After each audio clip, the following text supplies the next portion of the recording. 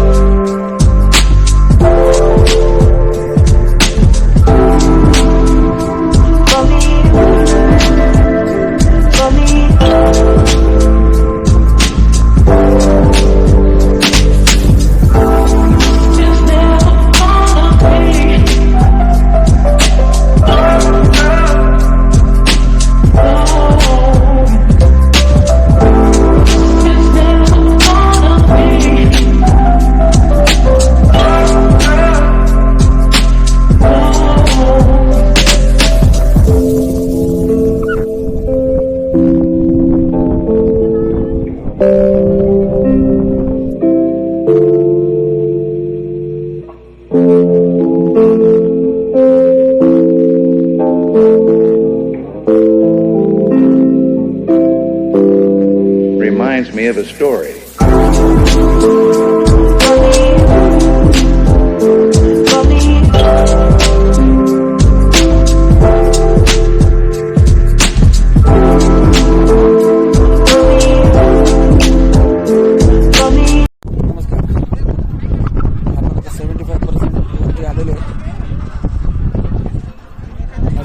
सुंदर दिसतंय. थोडंसंच अंतर राहिले, लवकरच आपण वरती कळसुबाईच्या शिखरावर पोहोचल्यावर पुन्हा सांगतो.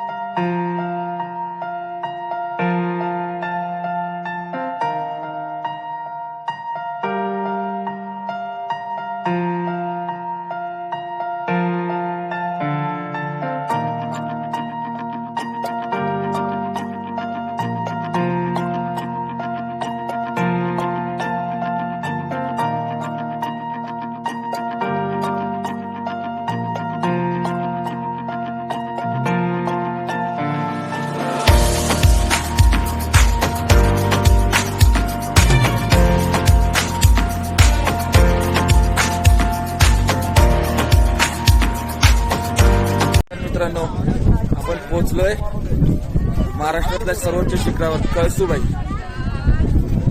आपलं स्वप्न साकार झालं. आता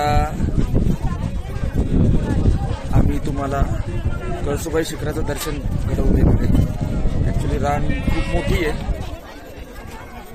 पण खरंच स्वर्गाची अनुभूती इथं होते. खूप मस्त वाटतंय, शब्दात वर्णन करता येत नाही, एवढं छान वाटतंय. मी तुम्हाला तो व्ह्यू दाखवतो, तुम्ही पण एन्जॉय करा.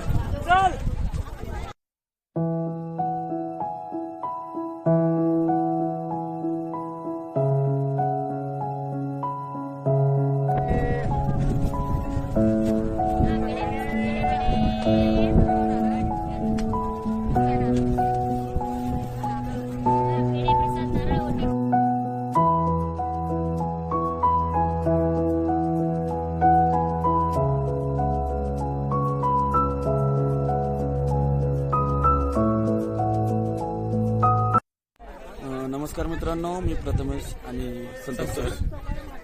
आमचं कळसूबाईचं दर्शन झालेलं आहे, खूप छान झालेलं आहे. आणि मी थोडीशी माहिती देऊ इच्छितो या कळसूबाईच्या ठिकाणाविषयी. हे कळसूबाईचे हे स्थान आहे ते 1646 मीटर आहे सह्याद्रीच्या समुद्रसपाटीपासून. आणि हे तुम्हाला तर माहिती आहे, महाराष्ट्रातलं माउंट एव्हरेस्ट म्हणून ओळखलं जातं. तर याची कथा अशी आहे की कळसू नावाची एक कुमारिका, तिला दैवी शक्ती होती. ती दैवी शक्तीने तिचे जे काही रुग्णांचे आजार असतील किंवा काही औषधोपचार असतील ते ती त्या रुग्णांवर उपचार करायची आणि त्यातून त्यांना समाधान द्यायची. पण गावातल्या काही लोकांमुळे तिला ते गाव सोडावं लागलं आणि ते खरंच दुःखद असं आहे. आणि पण ती जी आहे कळसूबाई, ती मग ह्या ठिकाणी आली, या डोंगरावर आली. आणि या डोंगरावर आल्यानंतर ती अचानक गायब झाली आणि गाववाल्यांना तिचा काहीच ठाव ठिकाणा लागला नाही. आणि गाववाल्यांची श्रद्धा खूप होती तिच्यावरती, म्हणून गाववाल्यांनी हे कळसूबाई नावाचं जे मंदिर आहे कळसूबाई शिखरावरती, तर ते ही गाववाल्यांनी बांधलेलं आहे. आणि आपण कळसूबाई न म्हणता कळसू आई जर म्हणलं तर ते योग्य ठरेल. तर कळसू आईचं हे मंदिर या ठिकाणी सर्वात उंच असं मंदिर महाराष्ट्रातलं ओळखलं जातं. तर तुम्ही सुद्धा ह्या मंदिराला नक्की भेट द्या. तुम्हालाही हा अनुभव घ्यायचा असेल तर तुम्ही ऑक्टोबर, नोव्हेंबर, डिसेंबर 3 महिने आहेत तुमच्याकडे, तुम्ही व्हिजिट करू शकता. आणि खरंच खूप छान एक्सपिरियन्स असतो.